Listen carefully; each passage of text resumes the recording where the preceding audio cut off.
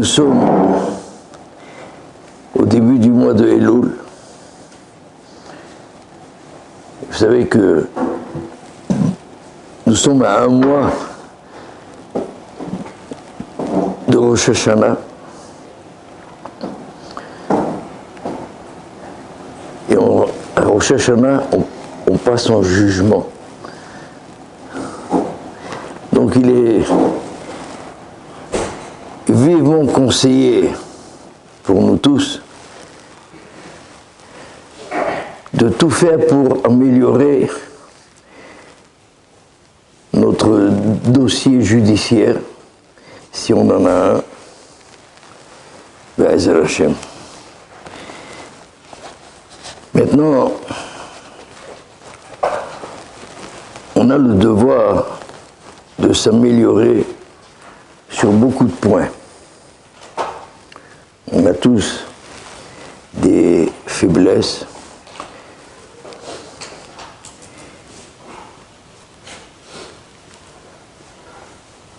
Je voudrais vous suggérer 2 points sur lesquels on doit faire un effort particulier.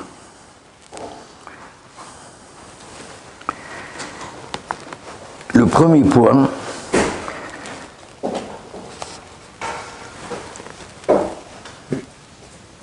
on l'apprend à travers l'enseignement de Rabbeinu Yerucham Leibovitch. Rav Yerucham, il était le mashgiach dans la yeshiva de Chafetz Chaim et ensuite dans la yeshiva de Mir.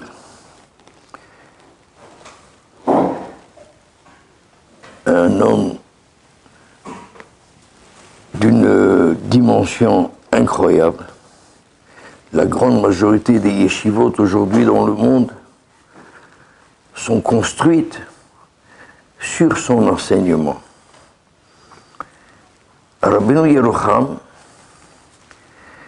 pose une question. Il dit, quand on regarde toute la Torah, Akadosh Baruch Hu nous met en garde contre certaines erreurs qu'on ne doit pas faire. La Torah nous indique comment est-ce qu'on doit manger, comment est-ce qu'on doit faire le Shabbat, toutes les lois de la Torah. Demande à Rabbeinu Yerucham, sur quoi la Torah a le plus insisté tout au long de la Torah. Il a une vision panoramique comme ça de toute la Torah et il demande quel est le point sur lequel Moshe Rabbeinu a le plus insisté tout au long de la Torah. Est-ce que vous avez une idée? Oui? Pardon? Ben Adam la Havero? Non. C'est sûr que ce sont des mitzvot extrêmement importantes. D'abord, Ben Adam la Havero, ça couvre beaucoup de mitzvot. Mais il y a un point particulier sur lequel la Torah a énormément insisté. Hein? Avodah Zarah. Bien que Avodah Zarah soit aussi un interdit extrêmement élevé, c'est pas celui-là. Si vous voulez, moi j'entends pas bien.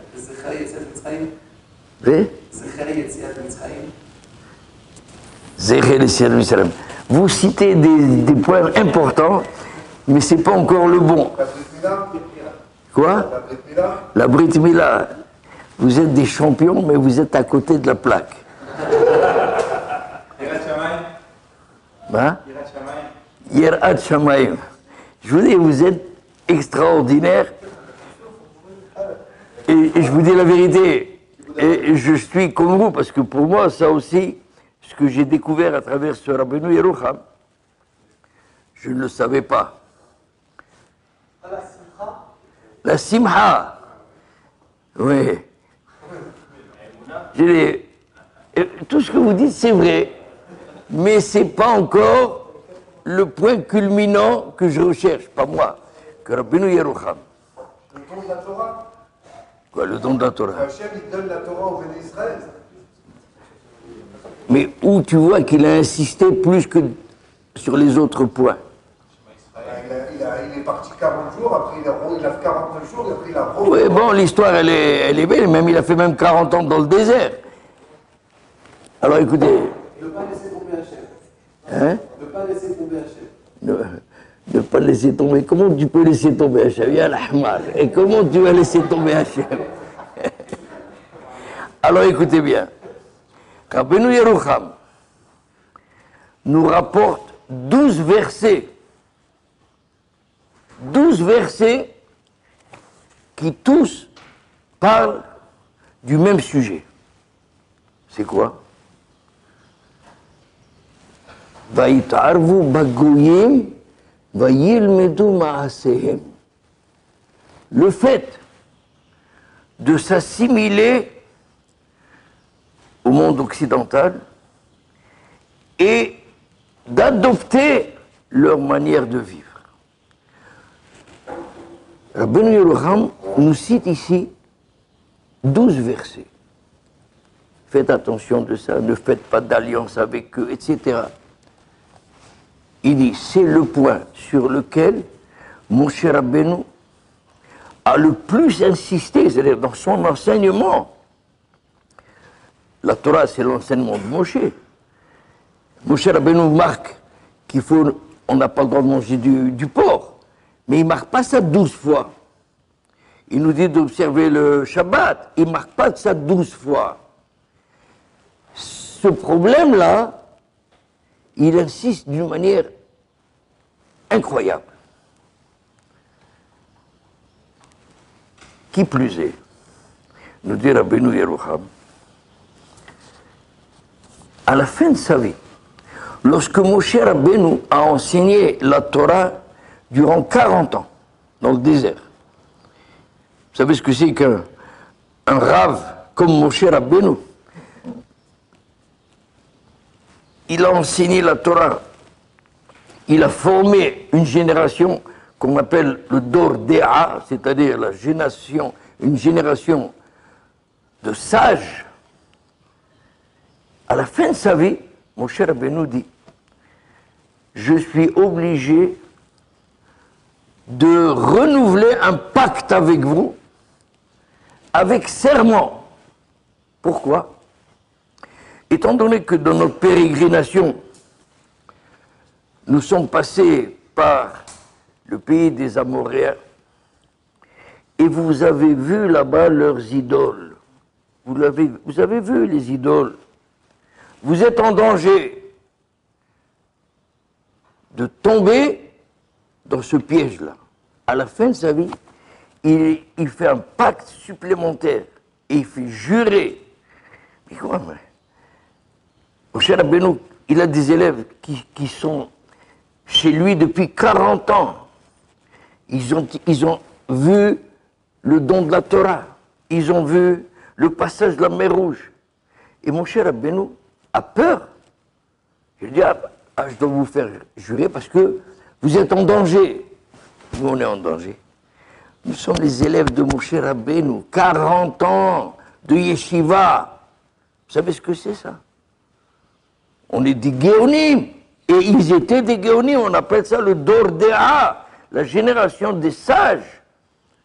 Moshe Rabbeinu leur dit, vous êtes en danger. Pourquoi vous avez vu les idoles? Et alors? Ça ne nous intéresse pas, nous, les idoles.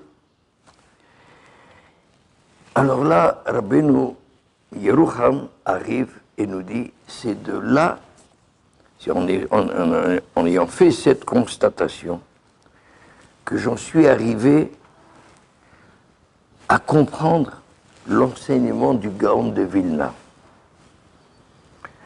Le Gaon de Vilna déclare, nous avons deux Yetzer Hara. Ça, nous, on sait qu'on a le Yetzer Hara On n'a pas appris qu'on en avait deux. On en a un, déjà on a du mal avec lui. Il nous en sort un deuxième. Il dit, le premier Yetzirara, c'est celui que nous connaissons nous tous. Celui avec qui on s'affronte journellement contre nos mauvaises tendances, nos mauvaises qualités, etc. Ça, le Yetzirara, c'est ce dont on parle du matin au soir, dans l'étude de Moussar, dans l'étude de la Halakha. Mais il y en a un autre. Ça, c'est le Gaon de Vilna qui nous dévoile ce secret. Il dit c'est un sod, c'est un secret que le Gaon de Vilna nous dévoile. Le premier Yetzirara dont on parle, il appelle ça le Yetzirara Pnimi, c'est-à-dire celui qui est à l'intérieur de nous, celui qui nous pousse à faire nos petites bêtises et avec qui on s'escrime du matin au soir. Mais il y a un deuxième Yetzirara qui est un Yetzirara Hitsoni, extérieur à nous. Quelle différence entre les deux? Il dit le premier, celui que nous connaissons, il est dangereux, c'est un ennemi coriace. Mais on a une arme extrêmement puissante avec nous, c'est la Torah. Et ça, c'est ce que dit la Gemara dans Kiddushin. Barati Yetzirara, j'ai créé le mauvais penchant. Barati Torah Tavlin. Je vous donne le remède, le moyen de surmonter toutes les épreuves qu'il essaie de nous imposer. Donc nous avons un Yetzirara qui est puissant, mais nous avons une arme extrêmement efficace. Le deuxième Yetzirara dont parle le Gaon de Vilna, celui-là, il nous vient de l'extérieur. C'est quoi? C'est l'attirance que les goyim ont sur nous. Ils nous attirent de par leur mode de vie, de par leur civilisation. Et là, le Gaon nous dit, sur ce Yetzirara, il n'y a pas de remède. On n'a pas la Torah. La Torah, elle nous aide contre le premier Yetzirara. Contre le deuxième, nous dit le Gaon, c'est ça la révélation que nous fait le Gaon. Ce deuxième Yetzirara, il n'y a pas de remède. Il n'y a qu'un seul moyen de ne pas tomber entre ses pattes, c'est de se sauver. De ne pas s'approcher de lui. De ne pas lui donner la possibilité de mettre ses pattes sur nous. Si jamais il nous attrape, on n'a pas de remède. Et alors là maintenant, nous dit Rabbi Yerucham, c'est grâce à cet enseignement du Gaon que j'ai réussi à comprendre pourquoi Moshe Rabbeinu a tellement insisté sur ce point. Faites attention, vous avez un Yetzirara extrêmement puissant contre lequel vous n'avez pas de remède. Vous savez, c'est comme les gens que Dieu nous préserve, une maladie, et leur système d'immunité ne marche pas. Ils sont en très grand danger. Ils sont à la merci de tout microbe, de tout virus qui pourrait... Ils n'ont pas de défense naturelle. C'est la raison pour laquelle nous dit Rabbeinu Yerucham, Moshe Rabbeinu n'a pas arrêté d'insister. Alors il nous demande tout ce que vous avez dit. Il nous demande de faire le Shabbat. Il nous demande de ne pas faire d'idolâtrie. Mais il nous met en garde d'une manière très suivie contre ce Yetzirara Chitsoni. Tout ce qui nous vient de l'extérieur est pour nous d'un très grand danger. Alors, surtout nous qui avons grandi en France, on a été extrêmement touchés par ce Yetzirah. Et c'est la raison pour laquelle nous avons un mal fou à redresser la barre. Vous savez, moi je suis né en Algérie. En Algérie, on n'était pas de très grands savants en Torah. Mais après l'Algérie, on est arrivé en France. Et malheureusement, du fait qu'on a grandi dans l'esprit français, alors nos parents nous ont conduits à l'école communale. C'est ce qu'il y avait. C'est-à-dire, nous, on a appris à vivre selon l'esprit des Français. On n'était même pas conscient qu'il y avait un problème à cela. Seulement quand je suis arrivé en France, et Akadosh Baruch Hu m'a aidé, et j'ai atterri chez Rav Chaikin, Zechet Tzaddik Vekadosh Libracha. Rav Chaikin, vous avez certainement entendu parler de lui, l'élève du Hafez Haïm. Il avait une yeshiva à Aix-les-Bains. Le premier enseignement que j'ai entendu de sa part, Rav Chaikin nous dit, le football, c'est pas bien. Vous savez ce que j'ai eu? J'ai dit, quoi? C'était presque une insulte. Moi, je suis né dans un ballon. Depuis qu'on est petit, on faisait que ça. J'ai fait les championnats de Paris de volley. On faisait de la natation. On était des bons petits Français. On ne faisait pas de bêtises. Mais on avait un mode de vie goy. On avait été touchés par cette civilisation qui n'est pas la nôtre. Alors, d'abord au début, c'était une révolte de ma part, quelque chose d'incroyable. Ah, mais presque je manquais de respect vis-à-vis du Rav.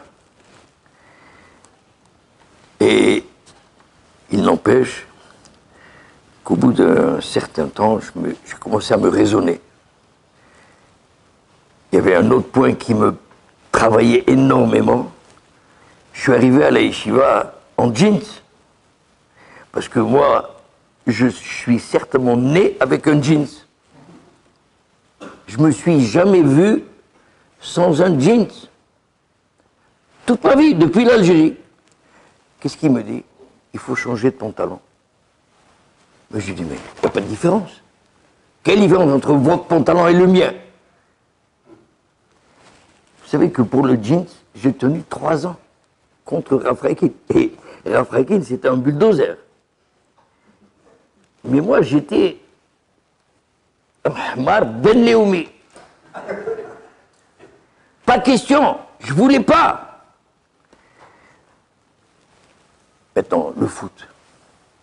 Mais comment on va arrêter le foot? Et c'est toute notre vie. Quand on était en Algérie, moi j'habitais à Tiaret, au sud de l'Algérie, 250 km d'Oran.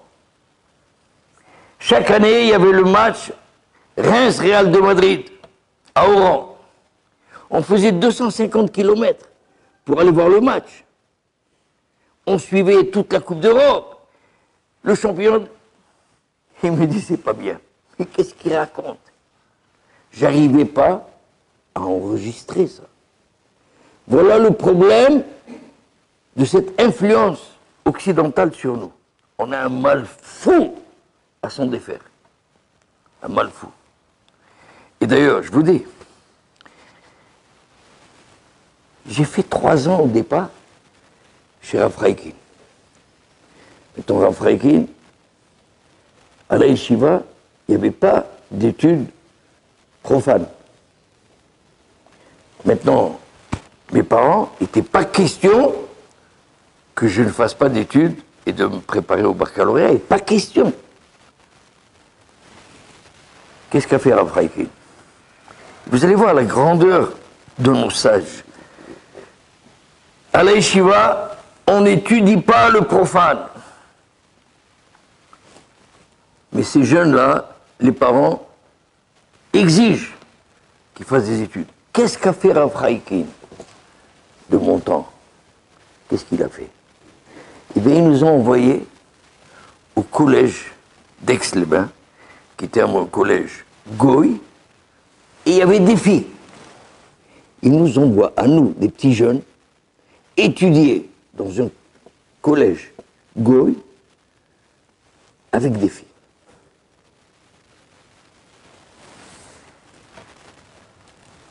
On n'a pas flanché. On n'est pas tombé. On aurait très bien pu faire des bêtises. Non. Des années ont passé. Des années ont passé. Je suis parti à Guetzen après, étudier à l'Yeshiva de Guetzen. Un jour, je reviens à Aix-les-Bains et je dis à Rav Gershon Cohen, qui était le bras droit de Rav Chaikin, je lui dis, Rav, mais comment vous nous avez envoyé étudier dans un lycée Goy avec des filles? Mais c'est du harakiri. Rav Gershon, avec sa chokma, il me dit deux réponses à cela. Premièrement, si on n'avait pas fait ça, le premier qui ne serait pas venu ici, c'est toi. Parce que tes parents, en aucune façon, n'auraient accepté de t'envoyer à la yeshiva. Deuxièmement, sache que Rav Chaikin a pris cette décision pas tout seul. C'est quand il a consulté le Rav de Brisk, le Brisk Rouv. Le Brisk Rouv lui dit, à titre exceptionnel, tu envoies tes élèves étudier chez les Goïs. Ces élèves-là, dont les parents refusent totalement qu'ils se consacrent toute la journée à l'étude de la Torah, tu les envoies, ça s'appelle Orahat Sha'a, c'est-à-dire c'est un enseignement d'exception. Quand vous avez un chacham comme le Brisk Rouv, le Rav de Brisk, Rav Yitzhak Zev Soloveitchik, qui prend sur lui cette responsabilité, eh bien ça réussit. Et donc, Rav Chaikin nous a envoyés là-bas. Pourquoi? Parce que c'était la seule manière qu'il avait d'au moins de pouvoir nous enseigner la Torah. Donc nous, on étudiait au lycée Goy, du matin jusqu'à 5 h de l'après-midi. De 5 h à 8 h 30, il nous donnait des cours de Torah. 3 h 30 par jour. Avec ces 3 h 30 par jour, il nous a insufflé une crainte du ciel incroyable. Comment il a fait? C'est Rav Chaikin. C'est le Talmid du Chafetz Chaim. D'ailleurs, quand j'ai fait le bac, alors maintenant, il y avait la grande question. L'année prochaine, où tu vas étudier? Rav Chaikin, Zichron el-Bracha, Rav Yitzhak Veil, Yibadel Haïm Tovim. Les deux me disent, maintenant, tu vas aller en Israël étudier à Slabodka. Qu'est-ce que j'ai dit? Non. Pourquoi? Parce que j'étais encore un petit goy. Non. Pourquoi non? Alors je veux dire, il faut être honnête dans la vie, hein, surtout maintenant, en plus on me filme, alors là, je raconte pas des bêtises. J'ai mis ça un peu sur le dos de mes parents, parce que mes parents, ils voulaient absolument que j'aille à l'université. Et mine de rien, moi aussi. Vous savez pourquoi? Parce que je ne voulais pas vivre avec 2 sous, comme tous les avrechim là qui n'ont pas de quoi s'acheter une paire de chaussettes. Moi, je voulais bien vivre.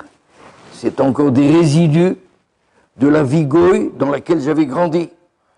Les goïms, eux, ils nous poussent à avoir des belles maisons, des belles voitures, de prendre des vacances, 3 fois par an. Un vrai, il ne peut pas vivre comme ça. Alors moi, ouais, vous m'envoyez à Slobodka, et alors quoi, je vais gagner 1000 shekels par mois. Avec ça, je vais vivre moi, ma femme et mes enfants. Pas question. Alors j'ai mis ça un peu sur le dos de mes parents, mais la vérité, pour être honnête, on est filmé. C'est moi qui ne voulais pas. Mes chers amis, je suis allé à la Sorbonne. J'ai fait 6 ans d'université. J'ai fait un doctorat. Pourquoi? Parce que j'étais hmar. Pour moi, c'était le mode de vie à suivre. Je vais faire des études, je vais avoir un diplôme, je vais bien vivre. On va donner la tzedaka ou la yeshivot. Je ne suis pas casé rachat. Mais on se sucre bien d'abord soi-même. 6 ans, malheureusement, je vous dis malheureusement. Et ça, c'est des résidus du mode de vie dans lequel j'ai grandi. Je ne voyais pas de problème à aller à l'université. Maintenant, je vous dis, grâce à Rav Chaikin, Zechet Tzaddik Vekadosh Livracha, et au rabbanim de la yeshiva, j'étais 6 ans à l'université et je n'ai pas flanché. Pourquoi? Encore une fois, parce qu'il nous a insufflé une hiérat shamaïm extraordinaire. Ce que nous n'arrivons pas à faire aujourd'hui avec nos élèves, aujourd'hui, qui eux ne vont pas à l'université, on n'arrive pas à leur insuffler cette hiérat shamaïm. Vous savez ce que c'est d'être à la Sorbonne 6 ans et de rester tranquille? Maintenant, après 6 ans, je me suis marié. J'avais compris que continuer à vivre à Paris, c'était impossible de continuer. Parce que je ne pouvais pas grandir en Torah à Paris. Alors que j'avais fait de l'université et j'avais des possibilités d'être professeur à l'université. Je me suis dit, c'est impossible. Je ne peux pas rester ici parce que je veux grandir en Torah. Ce désir de grandir en Torah, d'où il me venait? De mes rabbanim d'Aix-les-Bains, à travers 3h30 de cours par jour. Regardez cette puissance de Kdusha, de sainteté, d'un homme comme Rav Chaikin, Shibadel Haim Tobir, Rav Yitzhak Veil, Ramir Vreishner, Rav Herrera. Alors, je me marie, je pose comme condition première, la personne qui veut m'épouser, elle accepte d'aller vivre à Aix-les-Bains. Premièrement.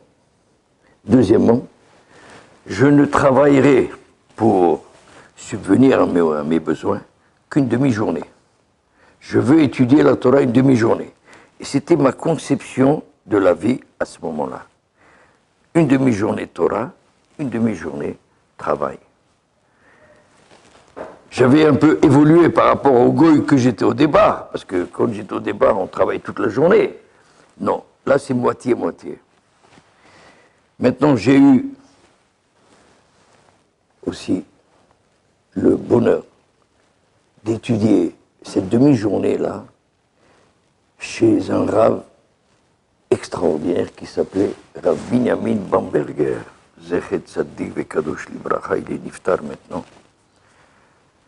Ce Rav-là, il a parachevé le travail que Rav Chaikin a fait. Il m'a changé ma vision des choses. Pour moi, travailler une demi-journée, étudier la Torah une demi-journée, c'était idéal. C'est comme ça que je concevais les choses au départ.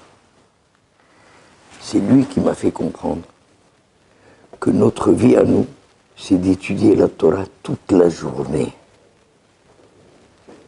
Ça était impossible pour moi de le concevoir. Pourquoi? Je vous dis, j'ai grandi à la française, à l'occidentale. J'avais comme vision des choses. On travaille, on gagne sa vie, honnêtement. On vit correctement. Même si on peut, avec un peu de luxe, ça fait de mal à personne. Et on continue comme ça notre vie. Bamberger m'a dit non. Il ne m'a pas dit comme ça, il a dit avec une finesse. Je ne peux pas vous raconter toute cette évolution. Elle s'est faite sur 2 ans. 2 ans du début de ma vie de marié avec Rav Bamberger. Rav Bamberger, après 2 ans, m'envoie à Gateshead. Et il me fait un calcul, parce que là aussi il y a eu un miracle. Je ne sais pas s'il leur a appris à la Sorbonne. Au bout de 2 ans, ils m'ont envoyé de l'argent. Pourquoi? Je n'ai pas demandé pourquoi. J'ai pris. Mais ils m'ont envoyé une somme pour terminer le doctorat. Je n'ai pas demandé comment ça se fait, j'étais bien content. Je vais voir le Rav, je dis Rav, j'ai reçu une somme d'argent. J'aimerais me permettre le luxe d'étudier 1 an à plein temps. Parce que là, déjà, je commençais à comprendre que j'avais fait fausse route. Il me dit, combien tu as reçu? Je lui dis la somme, je ne me souviens plus. Il me fait un calcul, il me dit, avec une telle somme, tu peux vivre 8 mois à Gateshead en Angleterre. Comment il a fait le calcul? Je vous dis, dans la monnaie d'aujourd'hui, tu as besoin de 100 $ par mois pour vivre. J'étais marié avec 2 gosses. Il m'a descendu de ma tour Eiffel, moi qui voulais vivre comme Rothschild. Tu vas vivre avec 80 sterling, 100 $ de l'époque. 100 $. Moi, ma femme et mes enfants. Et donc, tu pourras vivre 8 mois. Regardez maintenant comment le Satan travaille. Moi, j'enseignais les maths et l'espagnol chez l'après-midi. J'avais 2 amis qui enseignaient les maths avec moi. Ils viennent, ils me disent, on a appris que tu vas aller à Gateshead. Je dis oui. Lui, il me dit, mais tu es complètement fou. Et regardez comment il sait travailler. Mes amis, il me dit, mais les cours en Angleterre, à Gateshead, sont en yiddish. Je ne connais pas un mot. Moi, je suis un arabe. Je ne connais pas un mot d'yiddish. Je suis né en Algérie. Qu'est-ce que tu vas aller pour apprendre une langue? Regardez la question, elle est fulgurante, la question. Mais qu'est-ce que tu vas aller faire là-bas? Tu ne vas pas comprendre un mot. Tu vas aller étudier la Torah. Ben reste ici. Ici, on étudie en français. Vous savez ce que je leur ai dit? Je leur ai dit, vous savez quoi? J'ai eu la même question que vous. Mais je leur ai dit, mais le Rav, lui, il sait que je ne sais pas parler yiddish, je ne comprends pas. Et il m'a quand même dit d'aller à Gateshead. Moi, le Rav, il m'a dit, je l'écoute. Ça venait de Rav Freikin. Quand le Rav te parle, écoute. Ah, ça te plaît pas, c'est le même prix. Ça, c'est un enseignement que j'ai reçu du Rav. Lorsque mes rabbanim me parlent, je baisse la tête. Même si je râle intérieurement. Mais j'écoute mes rabbanim. Alors je lui dis, vous avez une question? J'ai eu la même que vous. Vous pouvez aller lui poser la question. Moi, j'écoute le Rav. Mes chers amis, j'ai écouté le Rav. Je suis parti avec de quoi vivre 8 mois. Je suis resté 6 ans à Gateshead. 6 ans! Je n'ai pas travaillé, j'ai étudié toute la journée la Torah. Ma femme n'a pas travaillé. Et lorsque j'ai fini les 6 ans, chez mon maître, Rav Avram Gurvitz, c'est le Rosh Yeshiva de Gateshead aujourd'hui, il me dit, maintenant, tu n'as pas fini.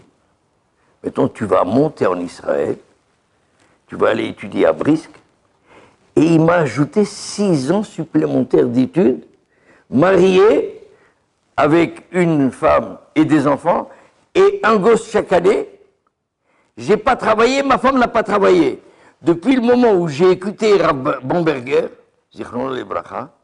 j'ai étudié 12 ans d'affilée sans travailler. Là, j'ai compris très très bien ce que nous enseignent nos sages. La parnassa, c'est Dieu qui la donne, c'est pas toi. Alors que nous, la manière dont on a grandi, si tu veux avoir une situation, mon fils, il faut aller à l'université, avoir des diplômes, avoir une bonne situation. C'est comme ça qu'on a grandi. Mes rabbanim ont réussi à extirper de mon cerveau mal construit cette notion de la vie. Et Dieu m'a prouvé qu'ils avaient raison. J'ai été marié avec des enfants, j'ai étudié toute la journée, et ma femme n'a pas travaillé. Ce n'est qu'après, j'avais donc, si vous faites le calcul, j'avais étudié 3 ans au départ chez Rav Freikin. Ensuite, je suis revenu à Aix-les-Bains, j'ai fait 2 ans supplémentaires, ça fait 5 ans. Et ensuite, j'ai fait 12 ans supplémentaires, 6 à Guetzed et 6 en Israël. 17 ans de shiurim de Torah. Alors, après un régime pareil, je devrais être un grand hacham. Eh bien, je vais vous dire une chose. Je suis encore très loin de cela, malheureusement.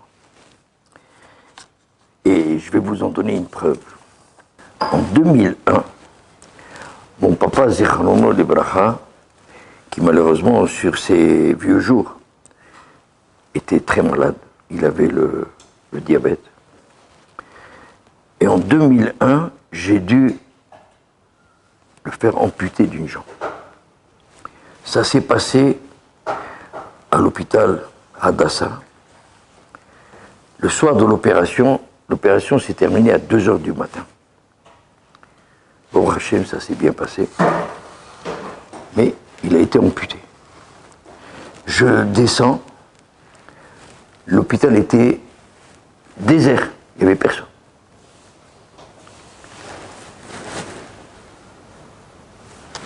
Tout d'un coup, je vois tout un groupe de gens. Je ne savais pas ce que c'était. C'était désert partout. Et là, il y avait tout un groupe. Alors je m'approche. Qu'est-ce que je vois? Ce groupe-là est en train de regarder la télévision, en train de regarder le mondial. Les pénaltys. Je ne sais pas si vous, je crois que c'était en 2002, je ne me souviens plus très bien si en 2001 ou 2002. Mais mes élèves, ils savent très bien quand est-ce qu'il y avait le mondial. Ils regardaient le mondial. Je me suis arrêté. Le football.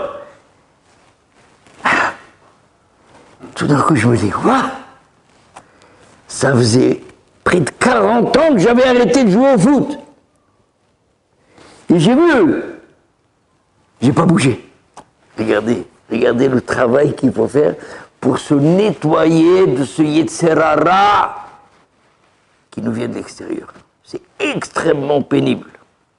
D'ailleurs, vous savez que pendant 2 ans et demi, avec Rav Ron Shaya, j'ai fait des séminaires en France. Tous les mois, Rav Ron et moi-même, à Lyon, à Paris, et on faisait des séminaires. Il y avait 200, 250 personnes. Et Rav Ron, avec ses conférences pas gaz, et moi je continuais par derrière,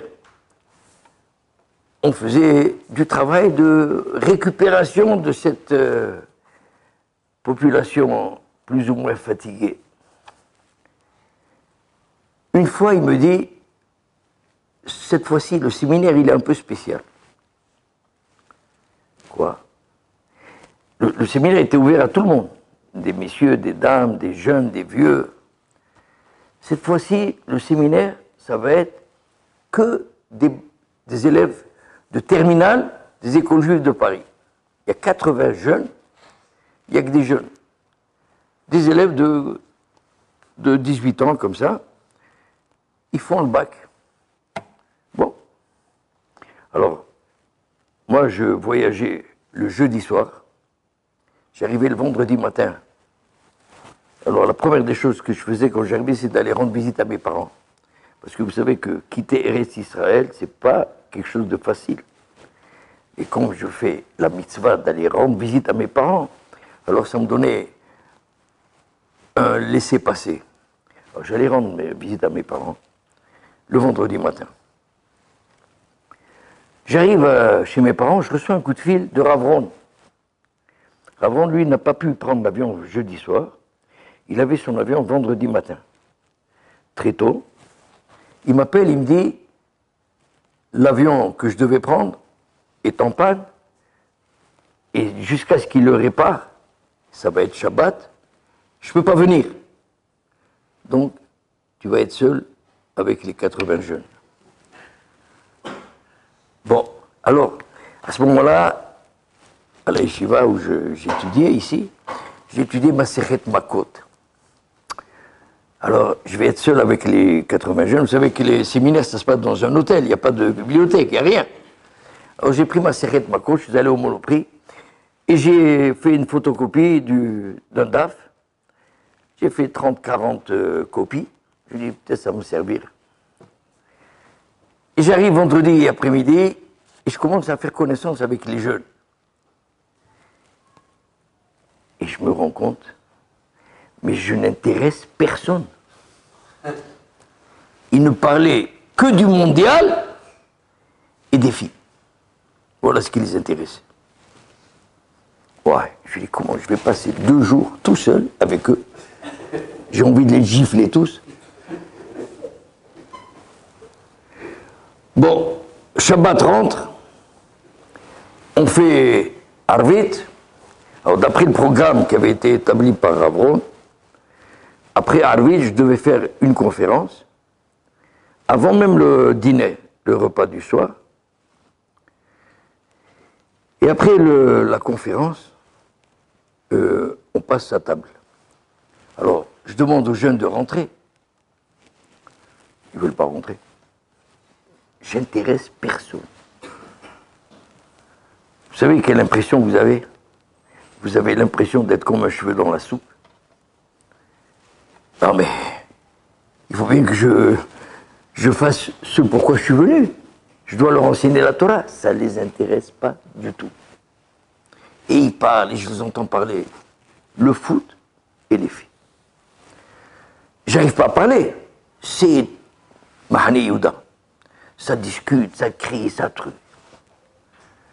À un moment donné, je pousse un cri, je vous assure.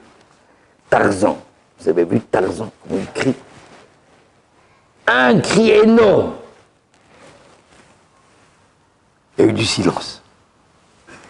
Je leur ai dit, écoutez, vous savez, moi je suis un Algérien. Je suis nerveux de nature. Hein?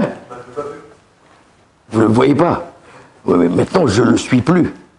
Parce que j'ai eu un enfant handicapé qui m'a matraqué mon système nerveux pendant 45 ans. Alors je suis devenu de la pâte à modeler. Mais à l'époque, j'étais encore un petit peu algérien. Alors, j'ai poussé ce cri énorme. Ah, ils sont... Qu'est-ce qu'il... Il est devenu fou, celui-là. Je leur dis, je veux vous enseigner une halakha. Quelle halakha? Lorsque vous vous trouvez au WC, vous n'avez pas le droit de dire des divrei Torah. Je me sens dans un WC ici, je ne peux pas dire de Torah.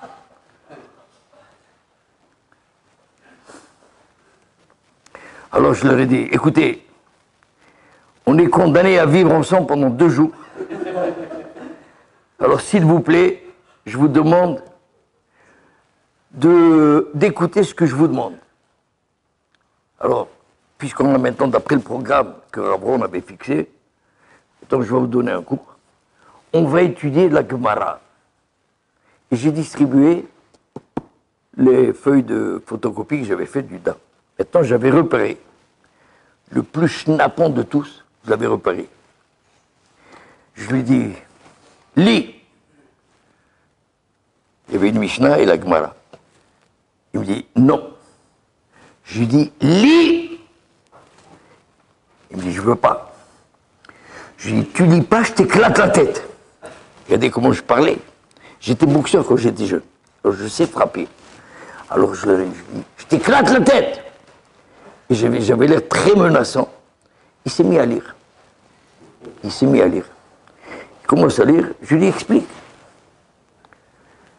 Il donne je ne sais quoi d'explication. Il y en a un qui dit, mais non, c'est pas ça. Et il se met à discuter avec lui. Et donc, un troisième semelle, au bout de 20 minutes, on avait le Beta Midrash de Pognovitch. Ça discutaillait, mais à fond, j'étais aux anges. On a étudié le DAF en question, 1h30. Mais c'était une merveille. Alors écoutez bien. Au bout d'une heure et demie, les gens de la cuisine viennent me voir et me disent, Rav, le personnel est fatigué, ils doivent, vous devez faire le repas. Alors, arrêtez le cours. Alors je dis aux élèves, bon alors les gars, on va arrêter. Non, ils ne voulaient plus arrêter. Miracle de la Torah. C'est pas moi, c'est la Torah.